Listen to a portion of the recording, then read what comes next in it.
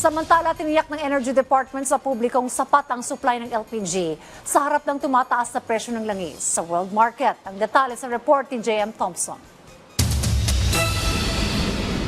Siniguro ng Department of Energy na sapat ang supply ng LPG sa bansa.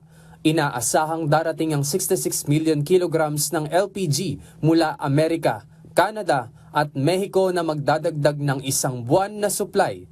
Pagtitiyak ni Arnel T., LPG Marketing Association Incorporated and President of Regasco, May 15 at June 1 madedeliver ang 6 na milyong kilo ng LPG. Sa datos ng DOE, umaabot sa 34 days ang kasalukuyang supply ng LPG sa Pilipinas sa gitna ito ng pagtaas ng presyo.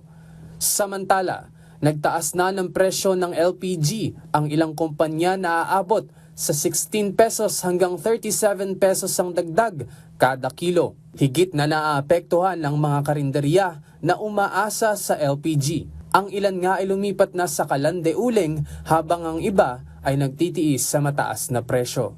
Si Dazzle, 2 taon nang nagtitinda ng pares sa Quezon City.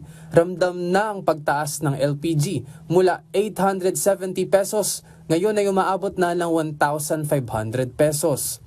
Sa kabila nito, hindi siya nagtaas ng presyo ng kanyang tinda at hindi binabawasan ng serving. Balance pa rin, ganun pa rin.